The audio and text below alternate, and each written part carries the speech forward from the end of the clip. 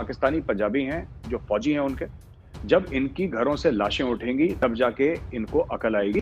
आप 1000 टेररिस्ट मार दीजिए, आप 10,000 आतंकवादी दहशतगर्द मार दीजिए, कोई फर्क नहीं पड़ता। कश्मीर के हाल कभी नहीं सुधरेंगे। और दूसरा 26/11, अगर भगवान ना करे, मैं कह रहा हूं कि मैं गलत ही बोल रहा हूं, मैं चाहता हूं कि मैं गलत बोल रहा हूं, या मतलब मैं चाहता हूं कि मेरे मुंह से ये गलत ही बात निकल रही है, लेकिन अगर बंबई में नहीं होगा, दिल्ली की कोशिश करेंगे, बैंगलोर की, चेन्नई की, हैदराबाद की, कलकत्ता की, कहीं की भी कोशिश करेंगे। अभी तो इनको हमने रोक रखा है, पर हमने इनको 10,000 बार रोक दिया। मैं कह रहा हूं इतने सालों में, 10-12 साल में 10,000 बार हमने रोक दिया। लेकिन आरिफ साहब, वही एक बार इनको सक्सेसफुल होना है कहीं से छुपके से, अगर निकल गए। स्लीपर सेल्स इंडिया में, इसीलिए आपको दूसरी चीज ये है कि आपको स्पेसिफिकली पाकिस्तानी आर्मी को टारगेट करना है। उसके बिना आप कुछ नहीं कर सकते।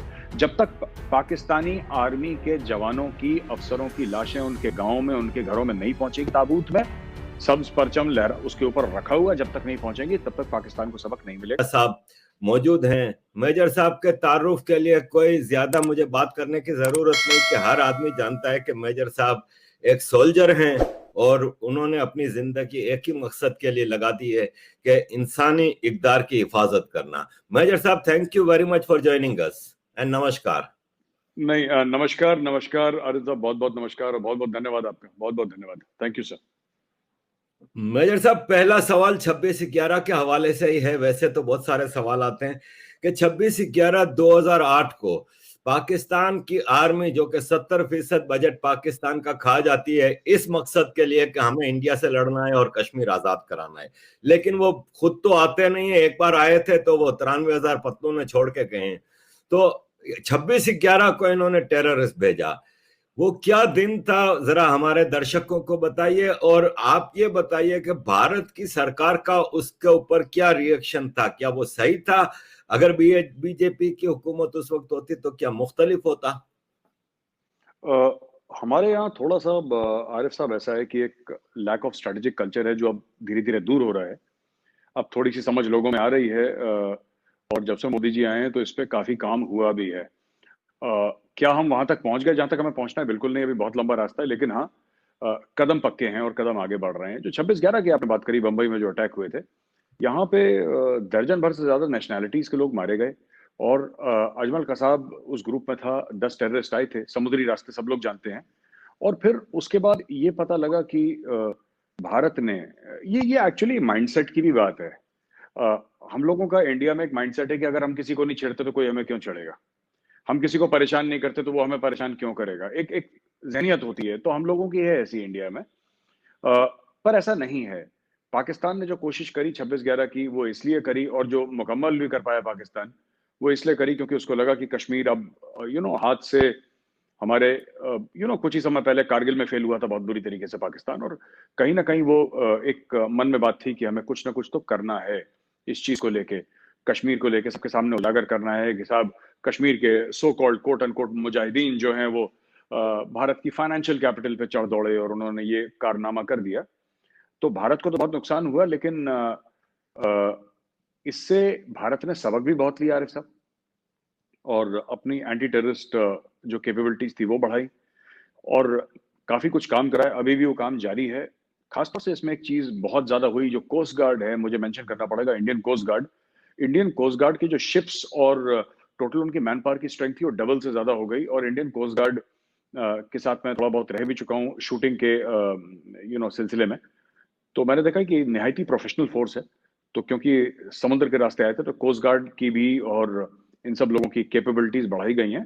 तो अब तो बहुत ही नामुमकिन के बराबर है। इसलिए आप देखेंगे कि जो पठानकोट में अटैक हुआ था एयरबेस पे, उसके बाद जम्मू एंड कश्मीर के बाहर इंडिया में कोई भी ये लोग अटैक नहीं कर पाए।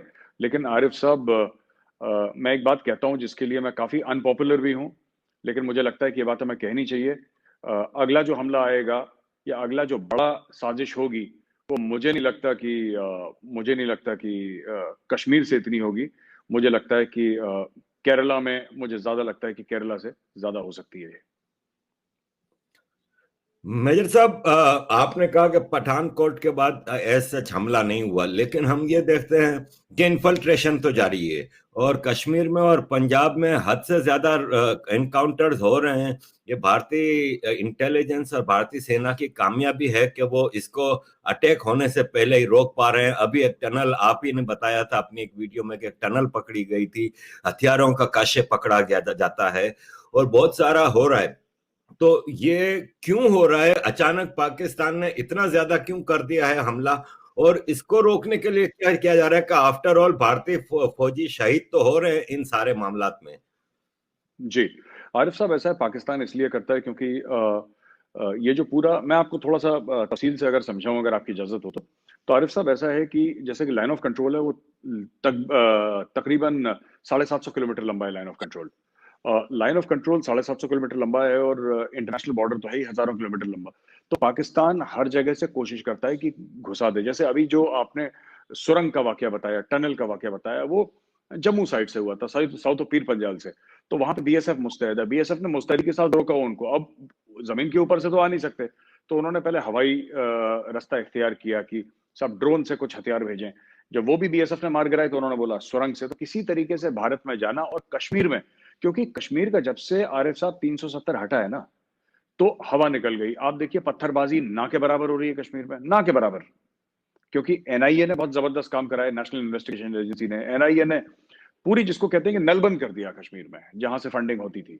एंड बड़ी इफेक्टिव प्रोफेशनल एजेंसी हमारी, तो उसने नल बंद कर दिया वहां पे। उसके बाद ये सब जिनको जेल में डाला गया, फारूक अब्दुल्ला, महबूबा मुफ्ती और जितना भी गुपकार गैंग है, और इसके अलावा वहां पे जो जमात इस्लामी थे, जमात इस्लामी को काफी हद तक रोका गया। उनके जो मदरसे थे जमात इस्लामी के, उनको रोका गया। और जो बाकी मदरसे हैं जो नॉर्मल हैं, जिनका जमात इस्लामी के साथ एफिलिएशन नहीं, वो अभी भी चल रहे हैं। मसाजिद तो चल ही रहे हैं, वहां पे काफी सारे हैं। तो ये सब चीजें हुई। इससे क्या हुआ कि जो अटैक थे सिक्योरिटी फोर्सेस पे, वो बहुत कम हो गए। किसी को अंदाजा नहीं था, कम से कम मैं तो ये कह सकता हूं हाथ खड़ा करके अपना, कि साहब मुझे अंदाजा नहीं था कि 370 हटाने के बाद इतने पॉजिटिव इफेक्ट्स आएंगे। जहां तक इंडियन आर्मी की बात है, इंडियन आर्मी कोशिश कर रही है, लेकिन कहावत है ना कि मतलब we have to be lucky every day, they have to be lucky just once. ये इंग्लैंड में आई थिंक किसी ने कहा था, मार्गरेट थैचर ने या किसी ने कहा था बहुत पहले, टेररिस्ट के बारे में कहा था कि हमें तो हर रोज लकी रहना पड़ेगा कि वो कोई बड़ा वारदात अंजाम ना दे सके। लेकिन उनको सिर्फ एक बार लकी रहना है, वो 1000 बार कोशिश करते हैं, 1000 बार। हम लोग 999 बार उनको रोक देते हैं। एक बार अगर कोई आ जाता है, सुरंग से ही आ गया, आप देख लीजिए ना, सुरंग से ही आ गया, तो फिर वो प्रॉब्लम हो जाती है कि किस तरीके से हमें ये इनको रोकना है। लेकिन इस बार भी रोका, नगरोटा में जो मारा, इस बार भी रोका। पर हमें ऐसा लगता है कि हमें मेन पॉइंट, आरिफ साहब, इसको एड्रेस करना पड़ेगा। और मेन पॉइंट ये है कि हमारी स्ट्रेटेजी गलत है, हमारी जो रणनीति है भारत की, वो गलत है। हम लोग, ये पाकिस्तान से दहशतगर्द, आतंकवादी आते रहेंगे, टेररिस्ट आते रहेंगे। हम लोग गलत तरीके से इसको हैंडल कर रहे हैं आरिफ साहब। अगर हम थोड़ा सा अपना, जिसको कहते हैं ना, किबला दुरुस्त करें, तो बहुत कुछ फायदा हमें हो सकता है, अगर हम लोग ठीक से करें तो इसको। तो क्या गलत कर रहे हैं? मतलब क्या स्ट्रेटेजी होनी चाहिए इसके लिए? देखिए साहब, स्ट्रेटेजी सिंपल होनी चाहिए कि ये जो एनएसएस साहब ने बात करी थी ना, डिफेंसिव ऑफेंस की, अक्सर एनएसएस साहब करते हैं कि नेशनल सिक्योरिटी एडवाइजर हैं डोवाल साहब, अक्सर बात करते हैं डिफेंसिव डिफेंसिव ऑफेंस की कई सारी चीजें हैं। पर एक चीज ये भी कहती है कि solve the problem where it occurs. Problem, अगर प्रॉब्लम रावलपिंडी से हो रही है, प्रॉब्लम पाकिस्तान के अंदर हो रही है, और आप उसको कश्मीर में सॉल्व कर रहे हैं, तो आप सॉल्व करते रहिए ना अगले 100 साल तक। पाकिस्तान में तो इतने दहशतगर्द हैं कि अगले 100 साल तक भेजते रहेंगे। 100 साल तक आपके फौजी, भगवान ना करे ऐसा हो, लेकिन 100 साल तक आपके फौजी वीरगति को प्राप्त होते रहेंगे, शहीद होते रहेंगे। आप नहीं, क्योंकि जो मेन प्रॉब्लम है, जो नल है पानी का, जो खुला हुआ है, नल से मतलब वो नल जहां से दहशतगर्द आ रहे हैं, आतंकवादी आ रहे हैं, टेररिस्ट आ रहे हैं, वो नल पाकिस्तान में है। आप अपने घर में जितना भी पोछा लगाइए, पानी वहां से आ रहा है, पानी तो बहता रहेगा, आप पोछा लगाते हैं कि पानी आता, आपको नल बंद करना है जो पाकिस्तान के अंदर है। जब तक वो नल बंद नहीं होगा, तब तक। और इसके ऊपर भी एक खास स्ट्रैटेजी है, अगर आप चाहें तो मैं तफसील से बता सकता हूं कि हमें क्या 1 2 3 4 5 क्या करना चाहिए कि वो नल बंद हो जाए। जी जी, बताइए प्लीज। आपकी ये चीजें हम लोगों, देखें आपकी अभी एक वीडियो भी आई थी डिफेंसिव ऑफेंसिव चैनल पे, कि आपने कहा था कि बहुत हम मर लिए, अब हमें जाके मारना है। क्या कहना चाह रहे थे आप उस सिलसिले में? इसमें आरिफ साहब 2 3 बातें हैं। जब जब ये दहशतगर्द आते हैं पाकिस्तान से, तो आरिफ साहब वो किसको मारते हैं यहाँ पे? सिविलियंस को तो मारते हैं, लेकिन उनके टारगेट फौजी होते हैं, वो फौजियों को मारते हैं। लेकिन जब हम जवाबी कार्रवाई करते हैं, हम तो सिर्फ आतंकवादियों को मारते हैं, हम तो पाकिस्तानी फौजी को नहीं मार रहे। तो पाकिस्तानी फौज के लिए, पाकिस्तानी आर्मी के लिए, पाकिस्तानी आईएसआई के लिए और पाकिस्तानी डीप स्टेट के लिए, जिसमें उसकी सारी इंटेलिजेंस एजेंसी शामिल है, सरकार शामिल है, सब कुछ, उनके लिए बहुत सस्ते का सौदा पड़ रहा है ये। मैं अक्सर ये बात कहता हूं आरिफ साहब की, अगर आप नेशनल वॉर मेमोरियल कभी आपका दिल्ली आना हुआ तो मैं ले जाऊंगा। मेरे कितने दोस्त हैं जिनका नाम नेशनल वॉर मेमोरियल में लिखा गया है, जिन्होंने भारत के लिए अपनी जान दी है, खासतौर से कश्मीर में। तो ये पाकिस्तान के लिए एक मुनाफे का सौदा है, उनको फायदा हो रहा है। अगर उनके लोग मरते हैं तो कौन मरते हैं? आतंकवादी मरते हैं, दहशतगर्द मरते हैं, राइट। उनके फौजी तो नहीं मर रहे, बहुत कम, ना के बराबर। अगर लाइन ऑफ कंट्रोल पे कुछ फायरिंग वायरिंग हो गई तो फौजी मर गए, पर डेली तौर पे जो जाने जा रही हैं वो तो हमारे फौजियों की जा रही हैं।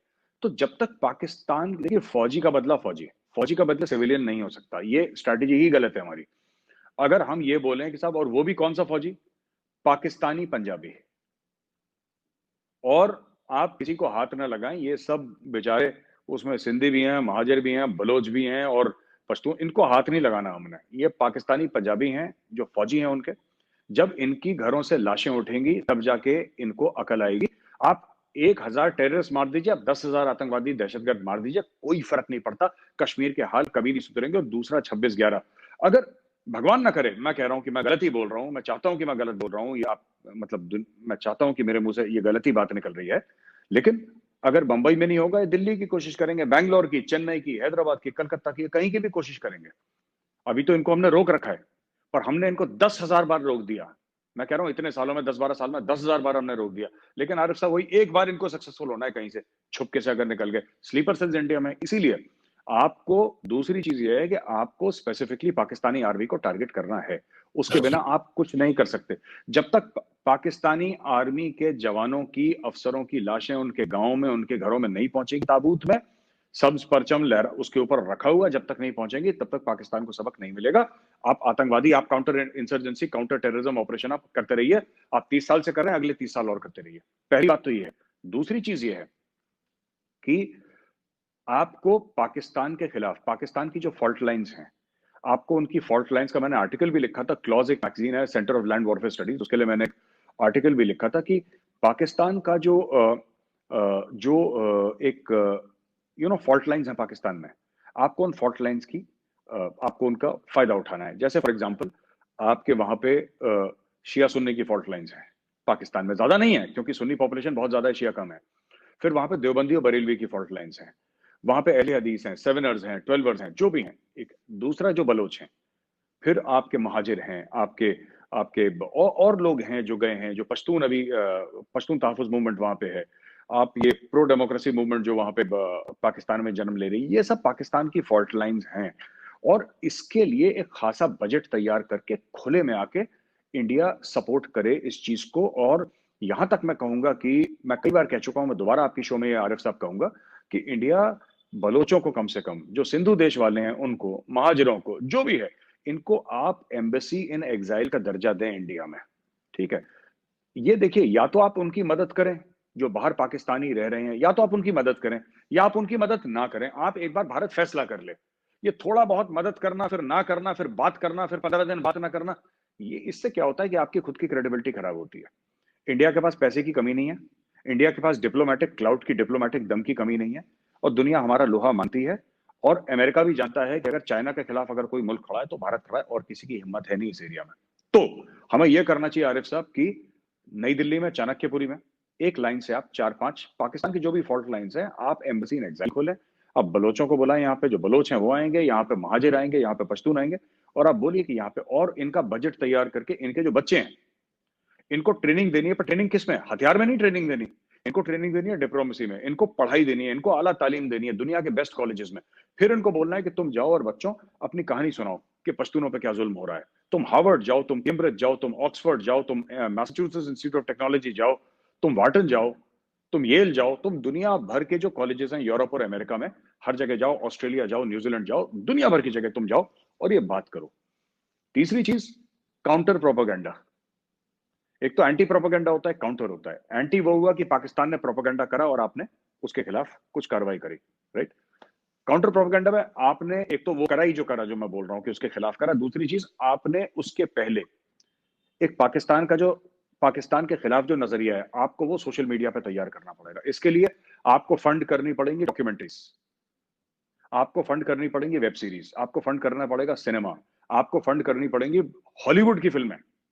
और जरूरी नहीं कि हर हॉलीवुड की फिल्म $100 मिलियन की बन रही है, $10 मिलियन की, 20 की भी बनती है, हर किस्म की। तो आपके पास एक बजट होना चाहिए। आपका $60 बिलियन का एनुअल डिफेंस बजट है आरिफ साहब, इंडिया का 60 बिलियन। आप ये सब चीजों के लिए $1 बिलियन नहीं दे सकते? आप दे सकते हैं, आपके लिए कोई बड़ी बात नहीं है। कितना है? 7,000 करोड़, कुछ भी नहीं है 7,000 करोड़। आप 7,000 करोड़ रुपए इसके लिए डालिए, तो यही काम होगा कि पाकिस्तान की फॉल्ट लाइन्स, इनके एम्बेसी, ये जो पश्तून है, महाजर है, इनके बच्चे, इनको आप दिल्ली में अब्रॉड आला तालीम दीजिए। और तालीम से फिर मेरा मतलब है, मैं फिर वाज़ेह तौर पे कहूं, ये हथियार, देखिए हथियार से कोई फर्क नहीं पड़ेगा ज्यादा। हथियार तो एक चीज है, आप इनको तालीम दीजिए डिप्लोमेसी में, इंटरनेशनल रिलेशंस में। इनको मोटिवेट करिए और फिर इनको बताइए कि किस तरीके से तुम्हारे बाप दादाओं ने, तुम्हारे बाबाओं पे पाकिस्तान ने जुल्म करा है, और तुम जाके एक्सपोज करो। तो एक ओवरऑल कॉम्प्रिहेंसिव स्ट्रेटेजी चाहिए, जो हम लोग कहीं ना कहीं आरिफ साहब लैक कर रहे हैं, और ये हमें करना पड़ेगा। आपने ये जो स्ट्रेटेजी बलोच के हवाले से बताई, अब आज से 3-4 साल पुरानी बात है कि जिनीवा में मैं बैठा था मेहरान मरी के साथ और बरामदा गुप्ती के साथ। तो ये दोनों साला बहनों ये हैं, तो ये जा रहे थे बरामदा की, जिनीवा में अजाइलम एक्सेप्ट नहीं हो रही थी, तो ये इंडियन एम्बेसी गए थे बर्न में और अजाइलम क्लेम की थी, तो भारत ने अजाइलम देने से इनकार कर दिया। क्या आप समझते हैं कि आपने जो कहा कि एक्साइल में एम्बेसी खोलनी चाहिए बलूचिस्तान की, क्या ये नजर आ रहा है आपको फ्यूचर में होता हुआ भारत की स्ट्रेटेजी चेंज होगी इस हवाले से, या बेचारे बलोच स्टेटलेस बैठे रहेंगे? यूरोप में इनके ऊपर इतनी पाबंदी है कि इनके फोन तक टैप हो रहे हो और इनकी मूवमेंट टोटल बाउंडेड, ये लोग कुछ नहीं कर पा रहे। तो आप समझते हैं कि भारत की स्ट्रेटेजी चेंज होगी कोई? आरिफ साहब, मुझे पक्का 100% यकीन है कि भारत की स्ट्रेटेजी चेंज होगी। भारत का क्या है, एक टिपिकल नेचर है भारत का, जिससे काफी लोग फ्रस्ट्रेट भी हो जाते हैं और काफी लोगों को समझ में नहीं आता। इंडिया क्या है, धीरे धीरे चलता है। लेकिन इंडिया के कदम ऐसे नहीं, जैसे पाकिस्तान है, पाकिस्तान ने फट से कारगिल के ऊपर अटैक कर दिया और 2 महीने बाद दुम दबा के वापस भाग गया। राइट? फट से 1965 में अटैक कर दिया अखनूर में, जो कि जम्मू और कश्मीर में है। अखनूर अभी यूनियन टेरिटरी, पहले स्टेट था, अखनूर इज इन जम्मू, वहां पे अटैक कर दिया। फिर 20 दिन के बाद बोला, अरे साहब हमने तो डिफाई पाकिस्तान कर दिया, हमने लाहौर बचा। लाहौर तो बचा बचा था, लाहौर को क्या हुआ था? ये तो इन लोगों ने छेड़ा उसको, तब जाके लाहौर खतरा। तो इंडिया के साथ ये कि इंडिया धीरे धीरे चलता है, लेकिन इंडिया पीछे कभी कदम नहीं लेता। हो सकता है कि जैसे पाकिस्तान की टिपिकल, मैं आपको एक्सप्लेन कर रहा हूं, जैसे पाकिस्तान का सिंपल सी स्ट्रेटेजी ये रहती है कि फौरन से 10 कदम आगे लो। ये 10 कदम आगे लेते हैं, फिर 100 कदम पीछे चले जाते हैं डर के मारे। इंडिया ऐसा नहीं है। इंडिया सिर्फ 4 कदम आगे लेगा, लेकिन इंडिया 1 कदम पीछे नहीं लेगा। वो 4 पक्के कदम होंगे, और मुझे यकीन है, जो आरिफ साहब आपने बात करी है, ये जरूर होगा। मैं भगवान से दुआ करता हूं, प्रार्थना करूंगा कि ये जरूर हो कि ये खुले। और जो जहां तक मेहरान मरी की बात है, आपने बरमदा गुप्ती की बात करी, और भी जो बलोच लीडर हैं, इनको ना, रादर देन सेइंग कि आप इनको ये असाइलम, ये सब, they should be given Indian citizenship. आप इनको इंडियन सिटीजन बनाएं, इंडियन पासपोर्ट दें, और बोलें कि आपको जो काम करना है इंडिया में करो ना। अब यूरोप में, अब ठीक है वो बेचारे इंडिया नहीं आ पा रहे क्योंकि हमारी कमी है ना, इंडिया की कमी है, उनकी कमी थोड़ा ना है। उन्होंने तो, वो तो क्या कर सकता है बेचारा आदमी, वो ब्रह्मदा गुप्ता क्या कर सकता है? अप्लाई तो कर सकता है, मेहरान मरी अप्लाई तो कर सकता है, और तो कुछ नहीं कर सकता। इंडिया को इंडियन सिटीजनशिप उनको देनी चाहिए, उनको घर देना चाहिए, उनको सिक्योरिटी देनी चाहिए, उनको मंथली बजट देना चाहिए, उनके स्टाफ को तनख्वाहें देनी चाहिए। राइट? उनका एक ऑफिस होना चाहिए यहाँ पे प्रॉपर, उनका एम्बेसी इन एग्जाइल होना चाहिए, और उनको फिर उनके साथ ये डिस्कस करना चाहिए कि जी जो। और दूसरी चीज है कि बलूचिस्तान क्या है। बलूचिस्तान सिर्फ वो नहीं है जो पाकिस्तान में, बलूचिस्तान वो भी जो ईरान के अंदर है, दोनों मिला के बलूचिस्तान है। वो बलूचिस्तान को आजाद अगर करना है, तो देखिए बलोच तो क्या कर रहे हैं ना, अपना खून बहा रहे हैं। राइट? ये जो बलोचों के सरदार बाहर बैठे हैं, क्यों बैठे हैं? इनके खानदान वालों को मार दिया, नवाब साहब अकबर मुफ्ती साहब को इन्होंने शहीद कर दिया, तो करा ना पाकिस्तान ने।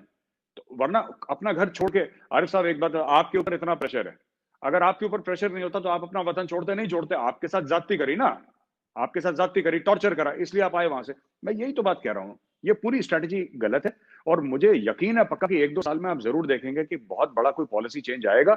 मैं तफसील से नहीं बता पाऊंगा इस चीज को, बट मैं ये कहना चाहता हूं कि बहुत बड़ा पॉलिसी चेंज आएगा, और मैं इससे पूरी उम्मीद रखता हूं कि जितने भी आपके बलोच, बड़े नाम हैं, छोटे नाम हैं, जितने भी लोग हैं, चाहे वो बुक्ती हो, मरी हो, या कोई भी और कबीले का सरदार हो, राइट, अपने जो जो भी हो, हरबयार मलिक साहब जो भी हो, ये सब लोग आए, इनको इंडिया की सिटीजनशिप दी जाए और इनको सारी सहूलियत। देखिए, एक कहावत है, आपको पैसा लगाना पड़ेगा, भूखे पेट ना हो भजन को पाला। भगवान का भी भजन होता है ना, भरे पेट पे होता है, राइट। बलोच तो अपनी जानें दे ही रहे हैं ना बलोचिस्तान में, वो और क्या कर सकते हैं भाई, इंसान अपनी और अपने बच्चों की जान दे सकता है, इससे ज्यादा हम क्या उम्मीद रख रहे हैं। पर क्या इंडिया वो कर रहा है जो इंडिया को करना चाहिए? इंडिया नहीं कर रहा, पर इंडिया करेगा जरूर, ये बात तय है। 100% आप लेके ले लीजिए गारंटी, इंडिया इसको करेगा आरिफ साहब, और ये जबरदस्त तरीके से इंडिया करेगा इसको। और ये जितनी भी चीजें हैं, ये एम्बेसी इन एग्जाइल, क्योंकि इंडिया पहले कर चुका है ये तिब्बत की एम्बेसी इन एग्जाइल है धर्मशाला में। अगर हम चाइना के खिलाफ खड़े हो सकते हैं, पाकिस्तान किस गिनती में आता है? आप दीजिए ना चाणक्यपुरी में, जो ये पूरा मालचा मार्ग है चाणक्यपुरी का एरिया, एक लाइन में दीजिए उनको 8 प्लॉट की। यहाँ पे सिर्फ ये एक बलोच का होगा, एक मुहाजिर का होगा, किसका होगा, सब सिंधु देश का होगा, सबका होगा, अलग अलग। यहाँ से करें, आप मुहिम शुरू करें। मैं तो इसका बहुत बड़ा सपोर्टर हूँ, पैसा भी नहीं लगता ज्यादा, और इसमें ज्यादा कोई कैपिटल, देखिए अगर यूरोपियन कंट्री कर सकती है सारे, लंदन तो एक ऐसी जगह है, ठीक है साहब, जहां पे सब कुछ बोलना अलाउड है। लंदन में तो दुनिया भर की चीज है, ठीक है, वहां पे लंदन से सो कॉल्ड खालिस्तान की भी मूवमेंट चल रही है, so called quote unquote Kashmir को आजाद करने की भी मूवमेंट चल रही है, चली रही है ना।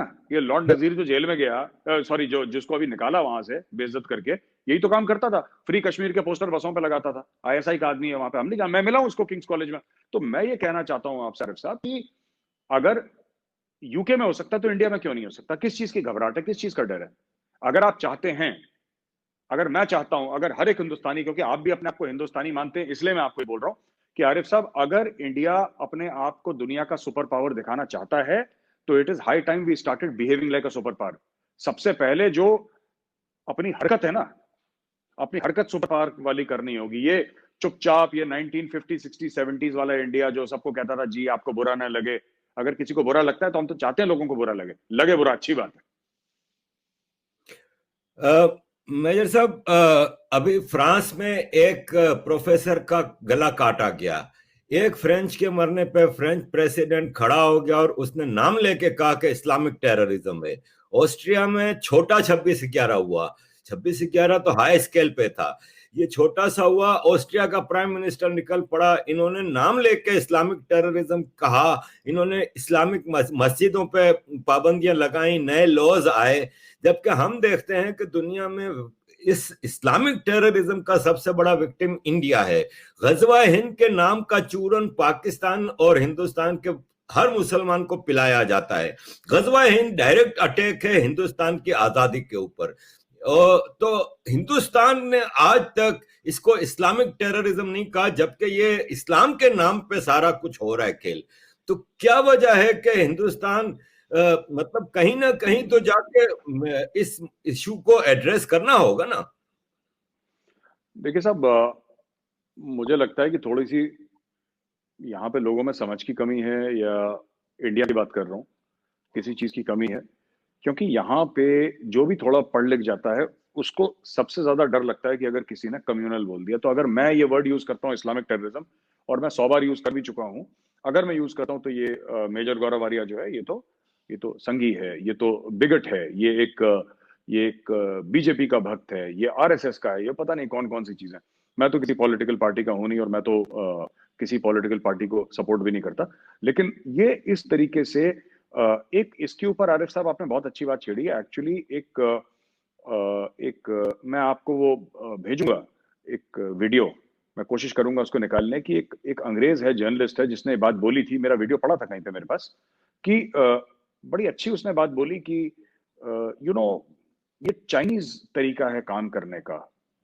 चाइनीज तरीका ये है कि जो चीज आपको बुरी लगे आप उसी पे अटैक करो। आपको इंडियंस इस चीज पे बड़ा गर्व करते थे कि हम लोग एक ऐसे मुल्क हैं, यहाँ पे हम सब लोग आराम से रहते हैं, एक साथ भाई बहन की तरह रहते हैं हम लोग सब, और वो मतलब हम लोग एक सेक्युलर मुल्क हैं।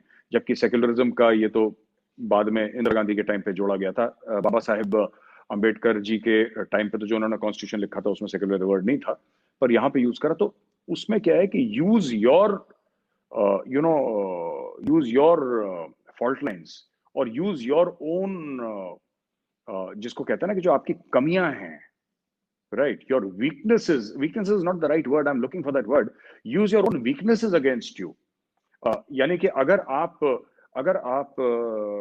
आपको ये लगता है कि मैं आरिफ अजकिया साहब को बोलूंगा कम्युनल है, तो आपको बुरा लगेगा इस चीज का, तो मैं बार बार आपको बोलूंगा कम्युनल, चाहे कम्युनल हो ना, मैं आपको बार बार रिपीट करता रहूंगा मीडिया में, सोशल मीडिया में, आरिफ अजकिया कम्युनल है, कम्युनल है, कम्युनल। ये इंडिया में, और इंडिया में जो है इस्लामिस्ट का और कम्युनिस्ट का एक बहुत तगड़ा गठजोड़ है। ये आपको मिल जाएगा जामिया मिलिया में भी मिल जाएगा, आपको अलीगढ़ मुस्लिम यूनिवर्सिटी में, आपको जादवपुर में यूनिवर्सिटीज के थ्रू अब ये धीरे धीरे धीरे उनको उखाड़ रहे हैं और ये सब हो रहा है। लेकिन हाँ, ये बहुत बड़ी कमी है और आपने ठीक पहचाना, हम में कमी है। अगर जो हमारी दुश्मनी जिससे है, अगर आप दुश्मन का नाम न लें, तो फिर मुझे लगता है कहीं ना कहीं कुछ गड़बड़ है। और रेडिकल इस्लाम से बहुत जबरदस्त प्रॉब्लम है इंडिया को, बहुत जबरदस्त प्रॉब्लम है सर, ये छोटी मोटी बात नहीं है, बहुत जबरदस्त प्रॉब्लम है और इससे मुल्क खतरे में है। मैं कोई बड़ी लंबी चौड़ी बात नहीं करना चाहता आरिफ साहब यहाँ पे, कि मैं कोई लंबी बात कर दूं यहाँ पे और ये बोलूं कि सब यहाँ पे कुछ बहुत लड़ाइयां हो रही हैं दो कौम, नहीं, मैं दो कौमों के बीच में, दो रिलीजन्स के बीच में हिंदू मुसलमान की लड़ाई की बात नहीं कर रहा। वो एक बहुत छोटी सी बात है, 130 करोड़ का मुल्क है। जो रेडिकल इस्लामिस्ट्स हैं, जो बच्चों को भेजते हैं आईसिस के साथ लड़ने केरला से, जो वहां पे फिदाइन हमले करवा रहे हैं कश्मीर में, ये सब ऊपर से नीचे, और बीच में भी जो लोग इनको टेलीविजन डिबेट्स पे इंटेलेक्चुअल कवर फायर देते हैं, जो कहते हैं कि कोई बात नहीं, आप बिल्कुल सही हो, हम आपके साथ खड़े हैं। और ये लोग खुद रेडिकल इस्लामिस्ट्स कहते हैं कि आपने बात करी गजवाए हिंद की, ये बात कहते हैं कि हिंदुस्तान में शरिया नाफिज होना चाहिए, लेकिन ये आपस में चुप चुप के बात करेंगे शरिया नाफिज होना चाहिए, लेकिन जब सबके सामने बात करेंगे तो ये बात करेंगे कॉन्स्टिट्यूशन ऑफ इंडिया की। तो ये तो बेसिकली मुनाफिक है ही। और ये कॉन्स्टिट्यूशन ऑफ इंडिया और इंडिया की जो सेक्युलर आइडेंटिटी है उसका फायदा उठा के, इसीलिए तो ये लोग इतना ज्यादा यूरोप में क्यों एक्टिव है। यूरोप को भी यही प्रॉब्लम है ना, यूरोप की यही प्रॉब्लम है। बट मुझे एक बात, मैं आरिफ साहब आपसे भी एक बात समझना चाहता हूँ, आप तो विदेश में रहते हैं, बाहर रहते हैं आप, मुझे ये बात समझ में नहीं आई, जिसको हम व्हाइट मैन्स बर्डन कहते हैं ना, व्हाइट मैन्स बर्डन, यानी कि अंग्रेजों ने जुल्म करा, अंग्रेजों ने तशद्दुद करी, तो फिर अगर कोई कहता है अंग्रेजों को कि यू आर रेसिस्ट और अंग्रेज को बुरा लगता है, तो मुझे समझ में आता है कि उन्होंने कॉलोनियल एक्सपीरियंस था दुनिया का, उन्होंने लाखों करोड़ों लोगों को गायब कर दिया, मार दिया, स्लेवरी में बेच दिया, तो अंग्रेज कहीं गिल्टी थे। मुझे तो आरिफ साहब ये समझ में नहीं आता कि हमारे ऊपर तो राज हुआ, हमारे ऊपर जुल्म हुआ, हमारे मतलब हिंदुओं के ऊपर, हिंदुओं ने किसी का क्या बिगाड़ दिया जो some Hindus feel guilty for what have we done actually? मतलब हमने किसी के साथ क्या बुरा करा। मैं तो यही समझ के मुझे ये बात समझ में नहीं आ रही कि आई कैन अंडरस्टैंड ना कि अंग्रेजों ने, चाहे वो डच थे, अंग्रेज से एक जेनरिक टर्म यूज कर रहा हूँ, पोर्चुगीज हो सकते हैं, डच हो सकते हैं, फ्रेंच हो सकते हैं, इंग्लिश हो सकते हैं, ब्रिटिश हो, यानी कि और भी कुछ लोग हो सकते हैं। उन्होंने तो करा ना, 3/4 ऑफ द नोन वर्ल्ड पे उन्होंने रूल करा है, अफ्रीका से लेकर एशिया से लेकर पूरा दुनिया में उन्होंने रूल करा है। तो इफ दे फील गिल्टी, एक जमाने में रुडयार्ड किपलिंग ने बात करी थी व्हाइट मैन्स बर्डन की, कि ये काले नंगे हैं, इनको सिविलाइज करना, ये जाहिल हैं, इनको सिविलाइज करना एक गोरे आदमी का फर्ज है, ऐसा उन्होंने कहा था। व्हाइट मैन्स बर्डन किपलिंग ने कहा था, किसी और ने कहा था, आई कुड बी मिस्टेकन। तो व्हाइट मैन्स बर्डन, तो I understand white man's guilt भी वैसी एक चीज है, ये सच है। आप कभी भी लंदन में किसी को अगर बोल दीजिए, किसी भी पढ़े लिखे आदमी को कि यूर अ रेसिस्ट, या अमेरिका में बोल दीजिए यूर अ रेसिस्ट पढ़े लिखे आदमी को, तो ही टेक्स 3 स्टेप्स बैक, क्योंकि अमेरिका हैज बीन रेसिस्ट। उन्होंने जो ब्लैक्स के साथ करा, अफ्रीकन अमेरिकन के साथ बुरा ही करा, उन लोगों के साथ अभी भी डिस्क्रिमिनेशन हो रहा है। पर हिंदू ने किसी के साथ क्या कर दिया, मुझे एक बात समझ में नहीं आ रही, जो दिमाग में इतना गिल्ट है। ये कुछ नहीं है साहब, ये स्टॉकहोम सिंड्रोम आपने सुना होगा, स्टॉकहोम सिंड्रोम है। तो this is a kind of, और इसमें जो हाईजैकर्स हैं ये रेडिकल इस्लामिस्ट हैं, ये जिहाद की जो बात करते हैं, मैं सारे मुसलमानों की बात नहीं कर रहा, जो जिहादी हैं मैं उनकी बात कर रहा हूं। तो ये काफी हिंदुओं में स्टॉकहोम सिंड्रोम है, कि जो आपको हाईजैक करता है, जो आपको किडनैप करता है, आपकी उसके लिए सिंपैथी बन जाती है। So I think there is a large segment of people in India who are suffering from psychological Stockholm